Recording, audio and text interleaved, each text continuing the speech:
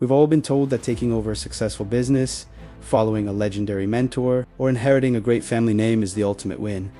It feels like you're starting the race at the 90-yard line. But in the game of power, inheriting success is often a death sentence for your own identity. If you follow a great man, you will spend your entire life being compared to a ghost.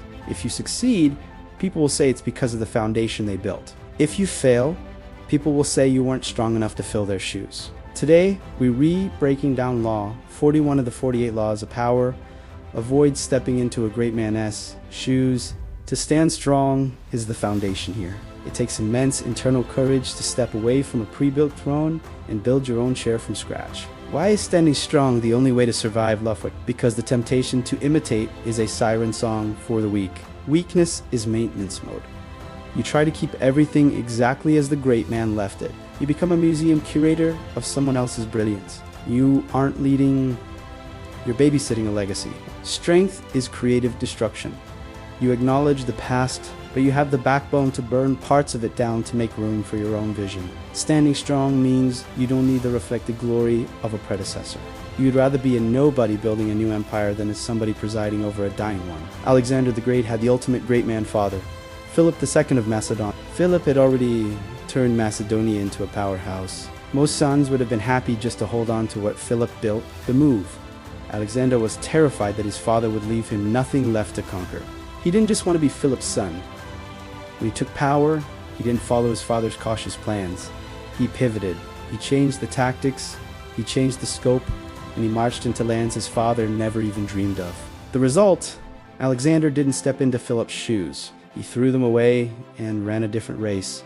By conquering the known world, he made Philip look like a local warlord by comparison. He stood strong in his own ambition, ensuring that history remembers his name first. How do you apply Law 41 when you re-promoted into a role previously held by a rock star, or when you take over a family legacy? What would they do? Constantly referencing the predecessor's methods.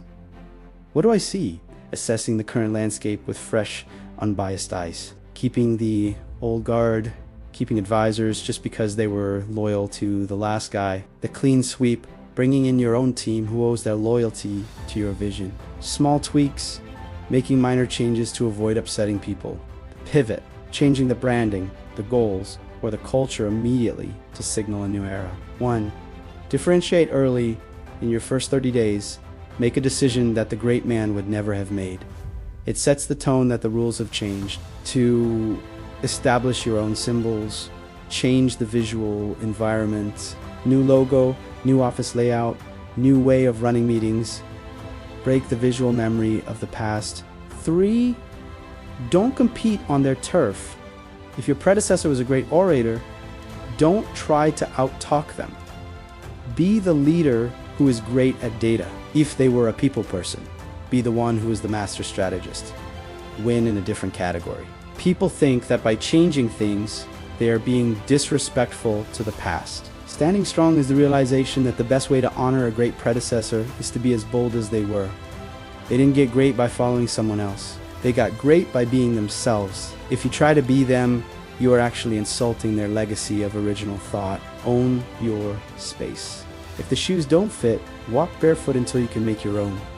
Stop trying to be the second version of someone else. Be the first version of you. Stand strong and build your own throne.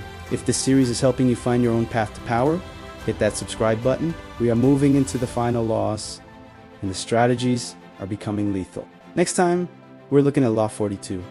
Strike the shepherd and the sheep will scatter. I'll show you why working your way up is sometimes a waste of time when you can just take out the source of the problem. Would you like me to show you how to identify the head of the snake in any organization? Let me know in the comments. I'll see you in the next one.